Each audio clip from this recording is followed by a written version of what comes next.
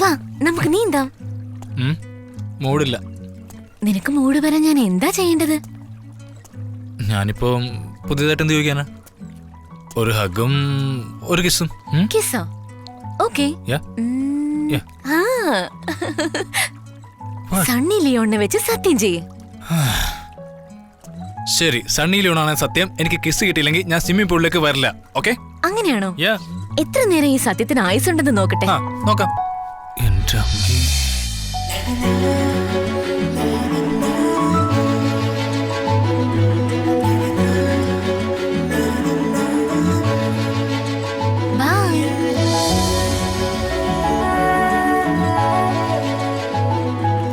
എടുത്ത് ചാടി സത്യവും ചെയ്തു പോയല്ലോ.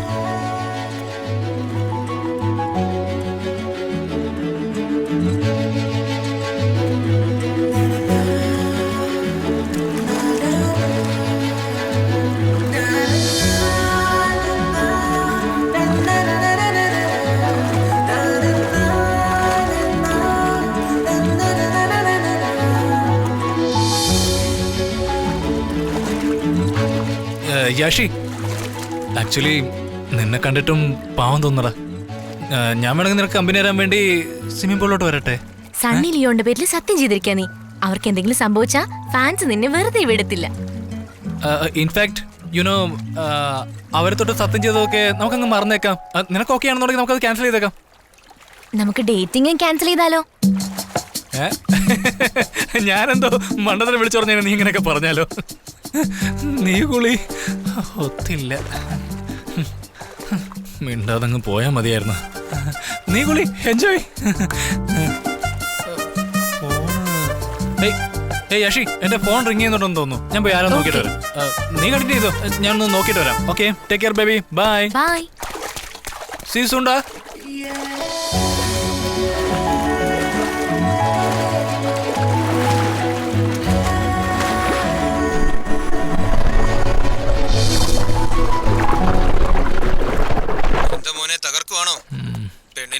ഫ്രണ്ടിനെ മറന്നല്ലേ? അതേടാ, തകർത്ത് വാരുവോ. ഡാ, വന്നിട്ടൊരു പുണ്ണാക്ക് നടന്നിട്ടില്ലടാ. പറഞ്ഞാലും വിശ്വസിക്കില്ല. വന്നിട്ടൊരു കിസ് പോലും കൊടുത്തിട്ടില്ല. എന്താ ഈ പറയുന്നേ? ഇതുപോലത്തെ ഒരു ഫിഗറിനെ വെച്ച് നീ ഫസ്റ്റ് നൈറ്റ് കഴിഞ്ഞപ്പോ സെക്കൻഡ് നൈറ്റ് തുടങ്ങേണ്ട സമയമായി. നീയാണെങ്കിൽ കിസ് പോലും കൊടുത്തില്ലെന്ന് പറയുന്നത്. എടാ, ഈ ഗസ്റ്റ് ഹൗസെ പുറമേന്ന് കാണാൻ നല്ല ഭംഗിയാ. പക്ഷെ പതുക്കെ പതുക്കെ മോശമായിക്കൊണ്ടിരിക്കുക. ഒരു രാശിയില്ല. അവളുടെ പുറകെ ഓരോ കിസിന് വേണ്ടി പോകുമ്പോ അപ്പ അവൻ എന്തെങ്കിലും ഒരു നൂലാമാല. വാതിൽ തുറക്കുമ്പോ കാറ്റൊരു വിചാരിക്കുമ്പോ കണ്ടവന്മാരൊക്കെ കയറി വരുവോ. ആട്ടെ, യാഷി ഇപ്പൊ എവിടെ ഉള്ളേ?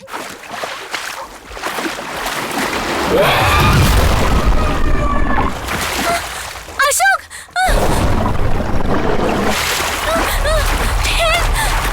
അശോക്. യാഷി, എടാ ഒരു മിനിറ്റ്, ഒരു minute.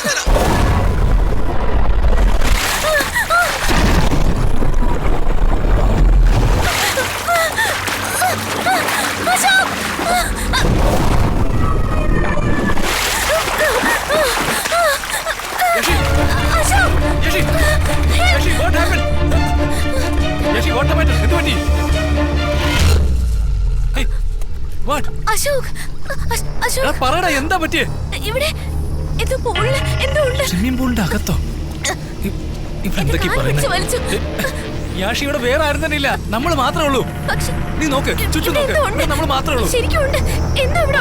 Okay okay, relax relax. ശരി, കേറി വാ, കേറി വാ. ശരി ശരി, എന്തുകൊണ്ട് എന്തുകൊണ്ട് ഇനി നീ ഇവിടെ നിൽക്കണ്ട. കേറി വാ, കം കം, കേറി വാ. പതുക്കെ കേറ്, നീ പേടിക്കണ്ട. പതുക്കെ വാ, കേറി പോരെ.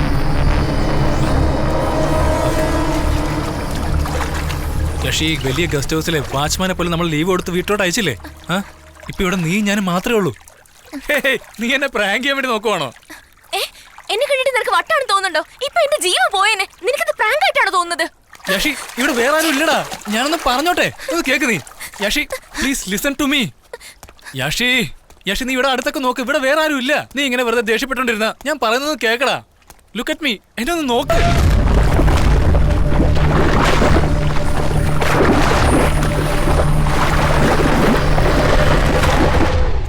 എടാ, നീ ഇങ്ങനെ ദേഷ്യപ്പെട്ടു പോകാതെ എന്നെ ഒന്ന് നോക്ക് പ്ലീസ് ഡാ.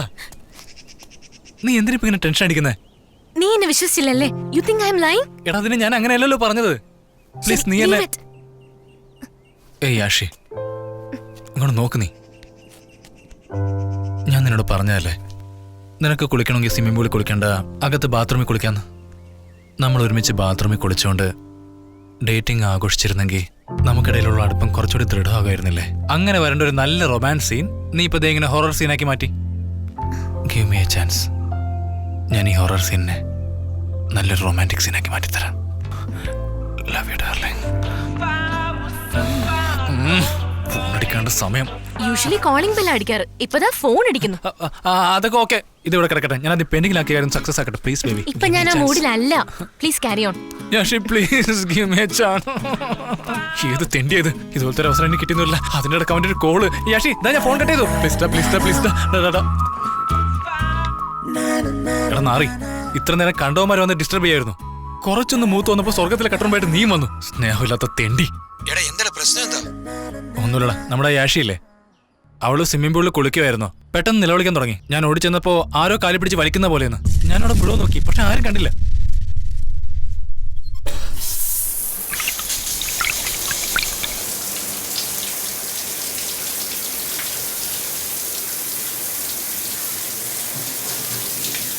എന്തടേ പറയുന്നേ?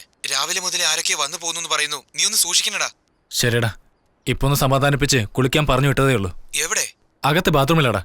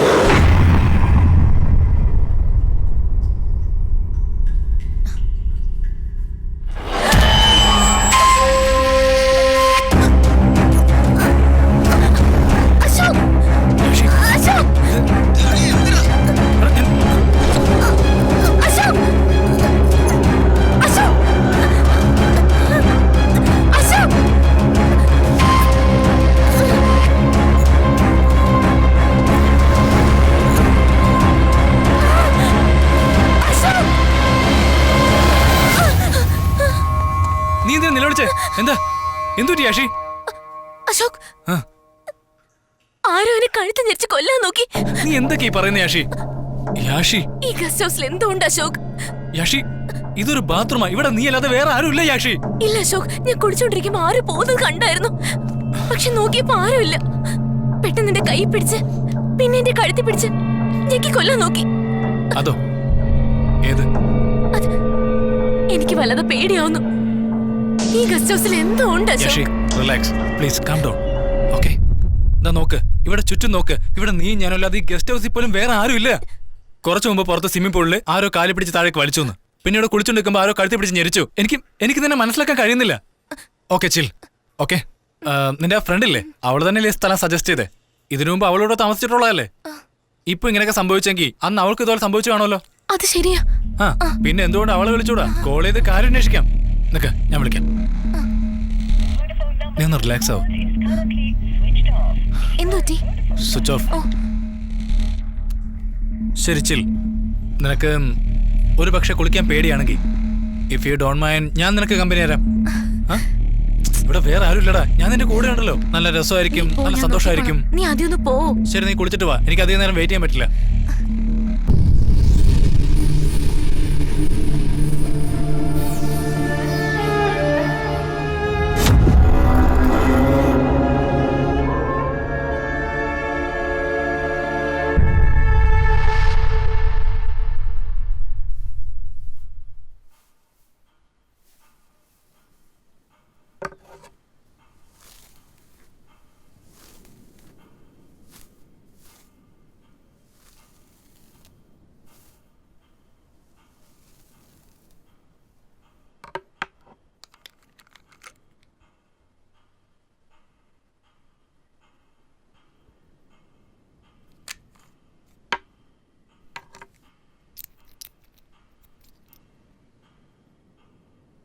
Yashi you are so hot.